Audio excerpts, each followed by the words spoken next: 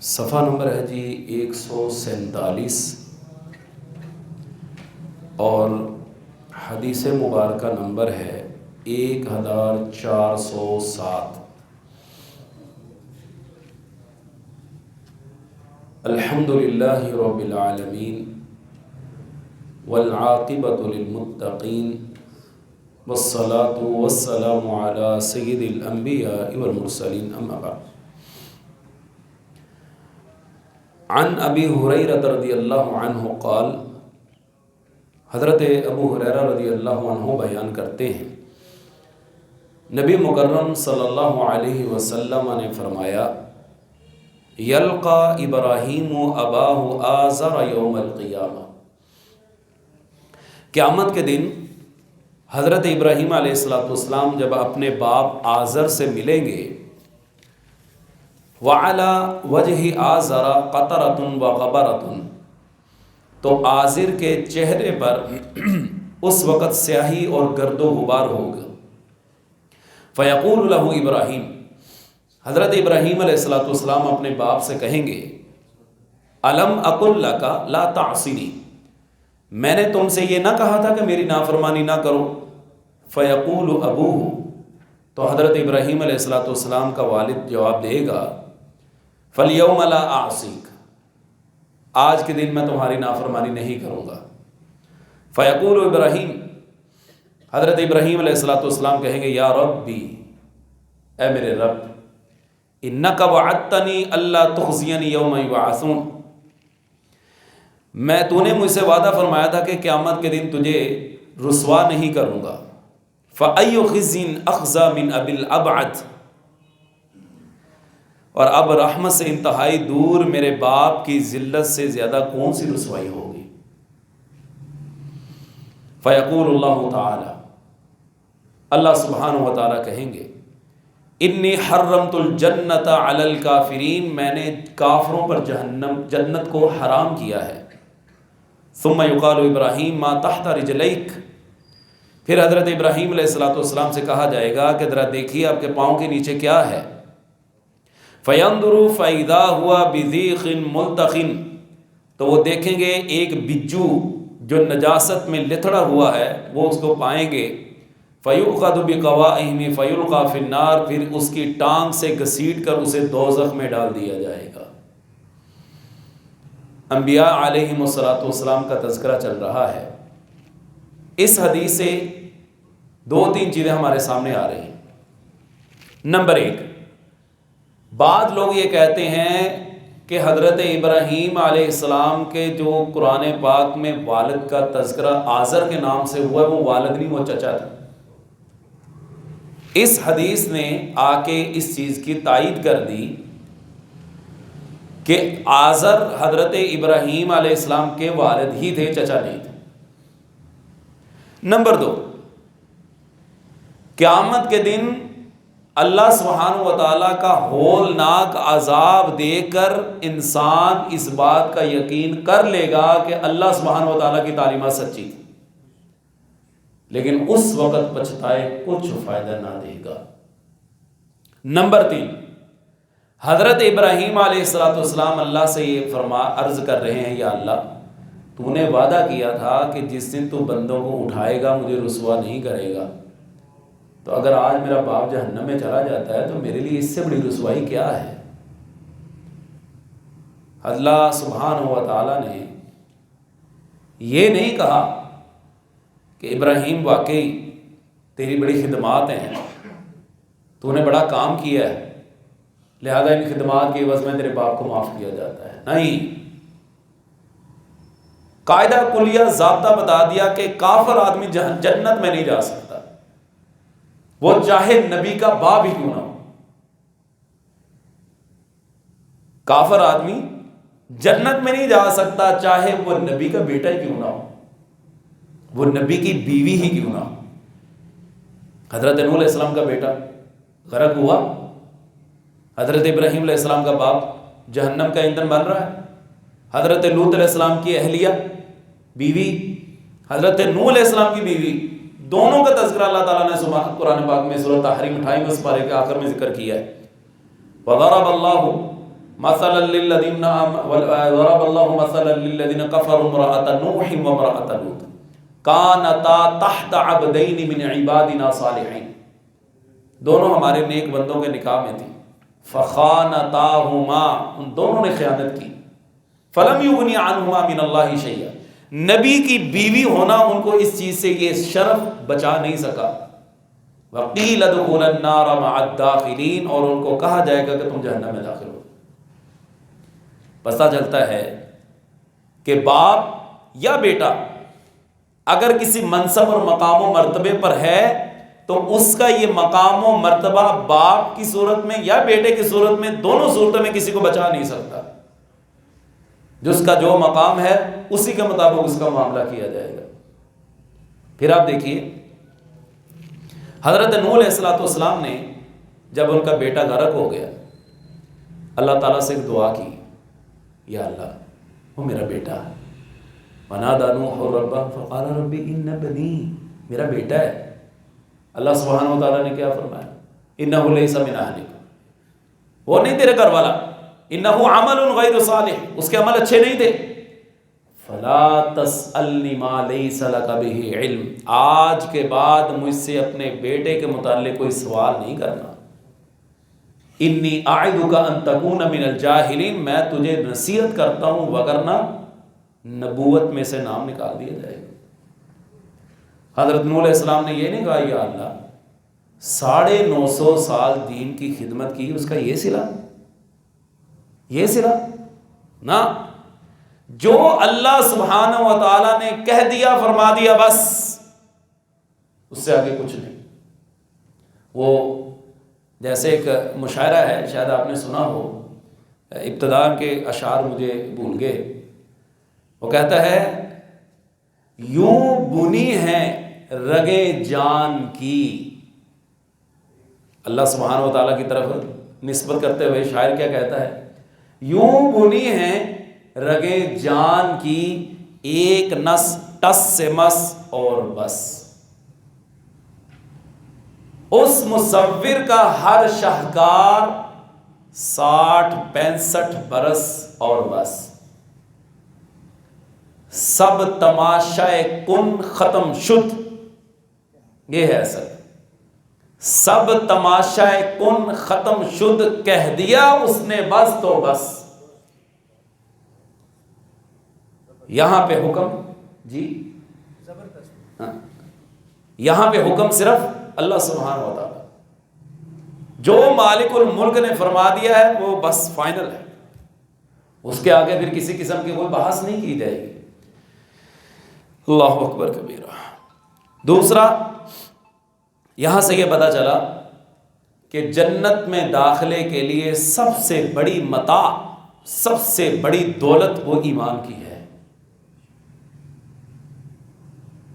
پاکستان بننے سے پہلے نا دلی کے اندر ایک بہت بڑا جلسہ ہوا،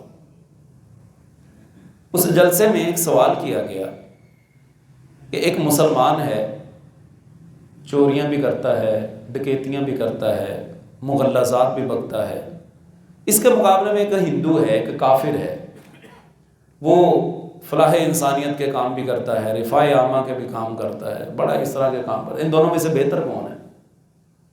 جواب آیا مسلمان، اس لیے کہ کافر آدمی کو اس کی خدمات کا صرف دنیا میں ملے گا، مسلمان جیسا کیسا بھی ہے آخر ایک وقت میں سزا پا کے اپنے اعمال کی دوبارہ جنت میں آ جائے گا، کیونکہ اس کے پاس ایمان کی دولت ہے۔ حدیث میں آتا ہے نبی رحمت صلی اللہ علیہ وسلم نے فرمایا قیامت کے دن جب لوگ اپنے اعمال کی بنا پر جہنم میں چلے جائیں گے، ایک وقت گزارنے کے بعد جس کے دل میں ایک رائی کے دانے کے برابر بھی ایمان ہوا، اللہ سبحانہ و تعالیٰ سے جہنم سے نکال کے جنت میں داخل کر دے گا۔ تو ایمان کی دولت سب سے بڑی دولت ہے، اس لیے اللہ سے ہر دم دعا کیا کریں، اللہ ہمیں جب تک زندہ رکھنا، اسلام کی حالت میں زندہ رکھنا اور ہمارا خاتمہ ایمان پہ کرنا۔ یہ بہت بڑی نعمت ہے اس مالک کی اگر انسان کا خاتمہ ایمان کے اوپر ہے۔ اس لیے آپ صلی اللہ علیہ وسلم نے فرمایا نا، من کان آخر کلامہ لا الہ الا اللہ دخل الجنہ، جس بندے کے مرتے وقت زبان سے کلمہ جاری ہو گیا یہ بندہ کنفرم جنتی. اور یاد رکھیے ڈاکٹریٹ کی فیلڈ میں جو حضرات موجود ہیں نا ان میں سے بہت سارے افراد کا یہ کہنا ہے کہ ہمارے سر پاس بہت سارے مریض آتے ہیں دنیا سے چلے جاتے ہیں. ہم نے دیکھا ہے کہ جس ڈگر پہ انسان نے زندگی گزاری ہوتی ہے نا جن کیفیت میں اس نے زندگی گزاری ہوتی ہے اکثر طور پر اس کا خاتمہ بھی اسی حالت میں ہوتا ہے. اگر کوئی پوری زندگی چمٹے بجاتا رہا ہے گانے سنتا رہا ہے تو آخری وقت میں گانے گاتا ہی مرا ہے. یہاں میرا ایک آدمی بات سناتا ہے کہنے لگا کہ ہمارا ایک عزیز تھا بیمار تھا کومے کی حالت میں تھا. اب آپ کو پتہ ہے اللہ تعالیٰ معاف فرمائے یہ بڑی عجیب قسم کی صورتحال ہے بندہ نہ زندہ نہ مردہ کومے کی حالت میں. عام طور پر یہی کہا جاتا ہے نا جب وہ سن سب کچھ رہا ہوتا ہے لیکن جواب نہیں دے سکتا. تو وہ آدمی کہنے لگا کہ میں اس کا پتہ کرنے کے لیے گیا نا تو ڈاکٹر نے کہا جی آپ کو کہ حیران کن چیز دکھاؤں.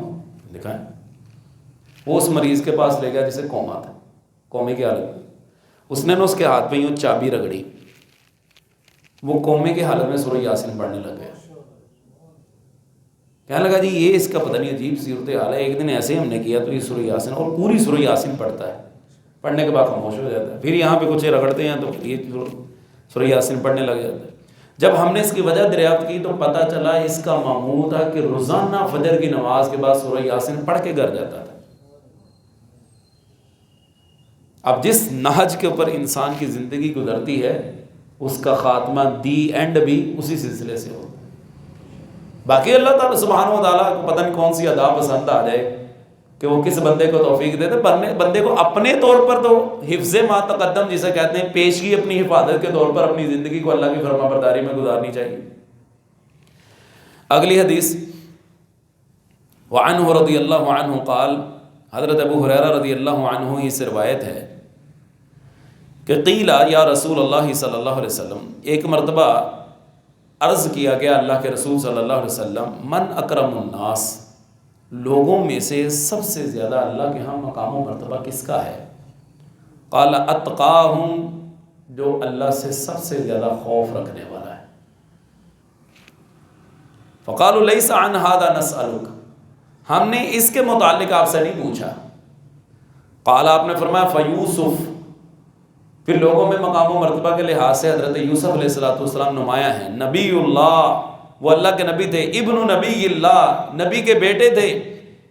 ابن نبی اللہ ابن خلیل اللہ وہ خود بھی نبی تھے باپ بھی نبی دادا بھی نبی پردادا بھی نبی اللہ کے خلیل. قالوا لیس عن ھذا نسأل وہ کہنے لگا ہم نے اس کے متعلق بھی نہیں پوچھا. قال فعن معادن العرب تسألون عرب کے خاندان کے متعلق پوچھتے ہو. خیارہم فی الجاہلیہ خیارہم فی الاسلام اذا فقہوا جو لوگ زمانہ جاہلیت میں اچھے تھے اسلام کی حالت میں بھی اچھے ہی رہے لیکن شرط یہ ہے کہ انہوں نے دین حاصل کیا ہو. بات پھر وہی ہے انسان کی زندگی جس نہج کے اوپر گزرتی ہے اسی کے مطابق اس کا معاملہ چلتا ہے. سیدنا عثمان غنی رضی اللہ تعالیٰ نے ایک موقع پر کہا نہیں تھا اور لوگوں میں نے تو کبھی زمانہ جاہلیت میں بھی شراب نہیں پی تھی. خود نبی علیہ الصلوۃ والسلام اسی ماحول کے اندر رہے جہاں پہ یہ سارا کچھ ہوتا تھا. شراب چلتی تھی جوا چلتا تھا سارا کچھ چلتا تھا لیکن کوئی چیز بھی آقا علیہ الصلوۃ والسلام کی ذات مقدسہ کے اوپر اثر انداز نہیں ہو سکی. وہ ماحول آپ کے اوپر اثر انداز نہیں ہو سکا. یہ انسان جس ڈگر کے اوپر اپنی زندگی چلاتا ہے نا پھر معاملات بھی اسی کے ساتھ ہوتے ہیں. اگلی حدیث حضرت ابراہیم علیہ السلام کی فضیلت کے بارے میں ہے. حضرت سمرہ بن جندب رضی اللہ عنہ بیان کرتے ہیں قال رسول اللہ صلی اللہ علیہ وسلم اتانی اللیلۃ آتیان ایک رات خواب میں میرے پاس دو آدمی آئے. فاتینا علی رجل طویل وہ ایک طویل قد شخص کے پاس پہنچے. لا اکاد ارى رأسه طولا میں لمبا قد ہونے کی وجہ سے ان کا سر نہیں دیکھ سکا. وانه ابراہیم وہ حضرت ابراہیم تھے. یہاں پہ قد سے مراد ان کے علم و فضل اور ان کا مقام و مرتبہ ہے.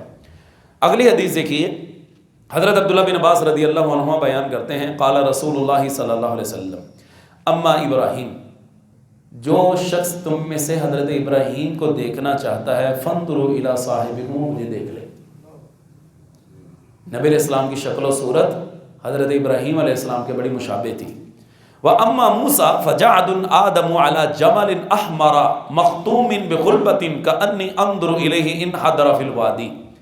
رہے موسیٰ تو وہ گھٹے ہوئے جسم والے تھے، گندمی رنگ کے آدمی تھے، سرخ اونٹ پر سوار تھے، جس کی نکیل کھجور کے پتوں کی بنی ہوئی رسی کی تھی، گویا میں ان کی طرف دیکھ رہا ہوں کہ وہ ایک نشیبی علاقے میں اتر رہے ہیں۔ حضرت ابراہیم علیہ السلام کا بھی حلیہ بیان کر دیا اور حضرت موسیٰ علیہ السلام کا حلیہ بھی بیان کر دیا۔ اگلی حدیث بھی اسی سلسلے کی ہے۔ حضرت ابو ہریرہ رضی اللہ عنہ بیان کرتے ہیں، رسول اللہ صلی اللہ علیہ وسلم نے فرمایا، حضرت ابراہیم علیہ السلام نے اپنا 80 سال کی عمر میں خود ختنہ کیا تھا۔ یہ ایک بسولہ، ایک آلہ تھا جس کے ذریعے اس دور میں ختنے کیے جاتے تھے۔ تو اس وقت اللہ تعالیٰ کو حکم نازل ہوا ہوگا تو حضرت ابراہیم علیہ السلام نے فوری طور پر اللہ تعالیٰ کے حکم پر عمل کرتے ہوئے ختنہ کر لیا، اور اس کے بعد یہ چیزیں ویسے بھی فطرت میں شامل کر دی گئیں کہ ختنے کروانا انسان کے فطرت میں شامل ہے۔ لیکن یہاں پہ ایک بات یاد رہے، آج کل کیونکہ ہماری کھانے پینے کا وہ جو فوڈ سلسلہ ہے وہ عجیب ہے، بہت سارے لوگ سوال پوچھتے ہیں کہ جی 7ویں دن تو مسنون ہے، 7ویں دن بعض اوقات بچہ کمزور ہوتا ہے تو ڈاکٹر حضرات کہتے ہیں جی بچہ ابھی اس کنڈیشن میں نہیں ہے کہ اس کے ختنے کیے جائیں، تو کیا اس کو مؤخر کیا جا سکتا ہے؟ بالکل کیا جا سکتا ہے۔ اس سلسلے میں ڈاکٹر کی رائے کو ترجیح دی جائے گی۔ ڈاکٹر اگر کہے کہ ابھی بچہ اس قابل نہیں ہے، اس کو خون کی کمی ہے یا اس کی وہ HB کی جو ہے نا رفتار کم ہے، اس صورتحال میں دونوں میں ہم ختنے نہیں کر سکتے، تو جب تک ڈاکٹر کنفرم نہ کریں تو ختنوں میں تاخیر کی جا سکتی ہے۔ واللہ اعلم بالصواب، وآخر دعوانا الحمد للہ رب العالمین۔